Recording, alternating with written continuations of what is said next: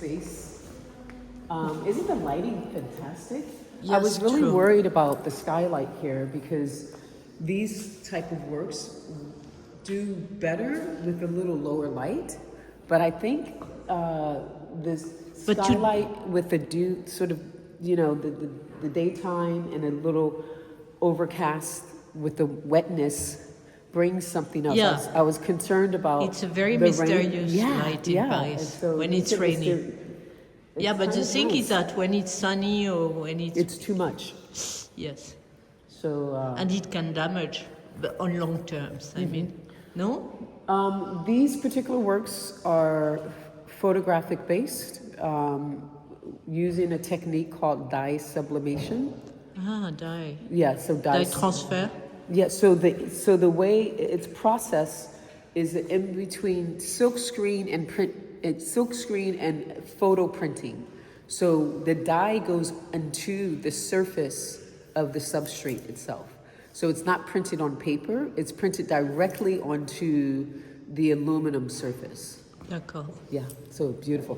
And you can do it in different... On aluminium directly? Yeah, you can because print there are several layers. Yeah, so you can print it on different surface textures, like from matte to gloss to semi-gloss to semi-matte, so you can have different So variations. it's not so fragile. No, it's not fragile. So At it all? comes with no, so the light is not going to do anything with it. And you invented the technique? No, the technique's been around for a while. It's come through different photo processes.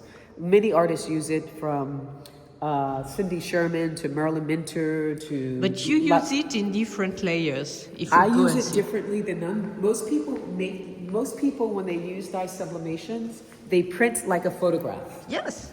I use it printed like a photograph, but then I actually have them cut them up for me in different shapes. Wow. So that way I can It's- integrate it into my collage technique. Yes. Okay. Because I'm interested in the intersection of collage, painting, and photography, and how I can have my story and how I make something, the process of the way I make something, really push the boundaries between all of those materialities. But there's no real painting in it.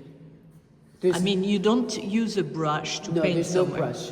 But it looks like a painting. Yes. Made of a puzzle of photography. Exactly. So it's taking painting techniques, painting qualities as far as composition, texture, value of color, you know, all of that sort of the gradation, the chromatic sort of shift that you think about. So I'm using painting languages to make the photograph. And is there a symbolism about the technique? The symbolism is just, it's Collage? Collage. The symbolism is a collage. Collage, but we are all the fruit of collage. Exactly, yeah. No? We're all the mode construct of collage. Like, when you think about the globalizations of our lives, you know... and the mix of race. The mix of race, the music, you know, dance, all of that sort of creative expression is form of collage based on your ethnicity, your culture. All of that becomes a part of who you are and sort of a mode of construct of collage. And what is interesting is collage, in fact. Yeah. When it's monolithic, Yeah, no because you point. can pull from different sort of interests, right, to tell a story and to create a narrative. That's what I'm interested in with my work, is how that I'm a girl from Camden, New Jersey. I went to a prestigious graduate school, Yale University, in Connecticut, in the U.S. And with all of these qualities and attributes that make up who I am, the experiences, my exposure, being black, queer, and a woman, all of that sort of comes into the work. And all of those are pulled from different fabrics and qualities of my life that then becomes in a form of collage, right? But I think that's for any of us, right? All of us have that extension of ourselves. Yes. You know, like you're layered. There's things about you that make up your interests and bring you about your journey to where you are today. And paradox, in fact. Yes, and the paradox. Yes, Yeah. and that's, I think the point is about the paradox. Yes. How to deal with contrary How feelings, to deal with that. identities. It's very difficult, but that's what makes life Yeah, interesting. that's what makes life, and the complexities of that, and how you pull the aspects out of that to make them your own authentically, to, you know, make the world see it in your way, through your eyes, through your lens. And in fact, what is original, is it peculiar? It has not a negative meaning for me. Is that they are naked and smiling. They're naked and proud. But more than proud, they are even happy to be naked. Yeah, they are empowered. They're empowered by their self. This one is nature. very happy, huh? Well, you know, that's the thing. The thing about when you think of Black erotica and sort of the nude images from a particular period than today, the sensuality of sexuality was an allure, right? It was more of a lure. So it was kind of like a really playful, tongue-in-cheek way of presenting desire, right? Because the images come from Erotica magazine? Yes, it comes from the Jet Beauties of the Month. Jet magazine is part of Johnson Publishing, which is part of the US, Jet and Ebony. And so in the late 60s, they created a subscription, a monthly calendar called the Beauties of the Month. And so these were from that. These three here. But they were naked. No, they're not. They're clothed. No, but you are not hiding something that was shown. Yes, I'm hiding her breast. So, but Because originally they are. And originally there's a peekaboo, as you will. There's a little sort of, you know, Suggestion. Suggestion of sort of, I'm going to show you, but not too much. Okay. And so my obscurity of that is to say that it's there, but it's something on the other side to be completed by the viewer. So whatever connotation you have with your understanding of sensuality and desire, you can finish it visually for yourself. And the point about choosing ladies from Erotica, what does it mean? It means for me to really start looking at the sort of trajectory of the historical lineage of sort of erotica and how it's shifted today. It's I think that when you're looking at these women's bodies, a lot of them were in a really natural sort of state of their sort of physicality. Today, there's a lot of body dysmorphia. There's a lot of change in sort of women sort of doing things to their body.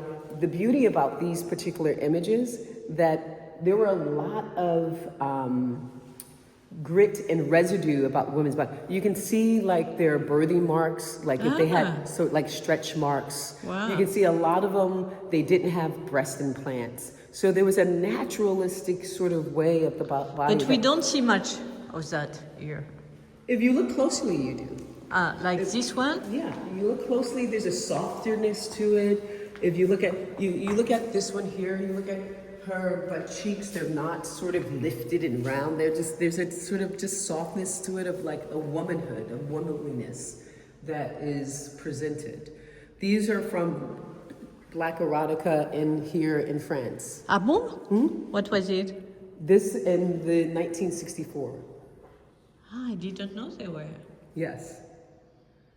Yeah, so I'm interested in the various printed matter from different global or universal sort of places, specifically thinking about diaspora here in Paris. And what did that Black erotica look like in reference to the Black erotica at the same time in America, the United States? And so what is the difference? The difference that there's a particular exoticization of the Black body here. And so most of the women are African. And so there's a sort of desire and sensuality of softness. But they could be from Guadeloupe or for Yeah. Antilles. Different islands. Yes, Caribbean. but in this case they are fully French. Fully French. Yeah, but these ladies could be from Guadeloupe. Mm-hmm. Yes, Yes. right. Yeah, they could be from Guadeloupe. No, so it would There's be. no, the context of where they're really based from is not necessarily in the same that the context of where these women are based from. You know them, unlike the Jet Magazine Beauty of the Week. Oui. These Jet Beauties of the Month, they don't have a name. They only have a year, a 1 year. 1971 or 1977 or 1976. And so if we look at the exhibition, can we say there's a message? The message is really looking and thinking about desire for yourself, and desire and beauty and sort of agency. This and one is liberation American? And liberation. Yes. And desire of their own prowess. And it's cool because they are not victims in the None image. of my women are ever victims. That's very cool, no? And so for me, it's providing a platform of agency for Black women's beauty and celebrating that, radicalizing it in a sense where we are proud to be seen and to see ourselves in sort of different light and different variations, to understand our own sort of sensibility of our own prowess and sort of how we move through the world, and that this too, owning our own bodies or taking ownership of our own bodies and looking at that and seeing that in this particular lens is too very important. And this one is American. These are all American. And this one make me think in the way she behave, in her posture. She make me think about Josephine Baker. Yes. So A lot of them were positioned that way in the French, and you can tell that that Josephine Baker was sort of an iconic emulation for desire. She created an aesthetic, in fact. Yeah, for sort of By herself. By herself.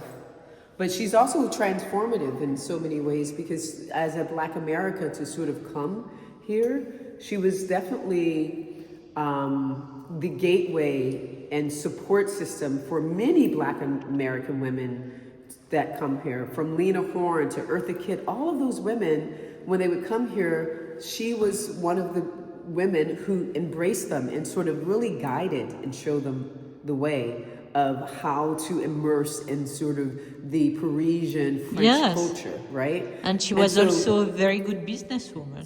Very good businesswoman. So she really sort of became a pipeline in a way for many incredible Black American musicians and actresses that would come here. She was a great support system for them.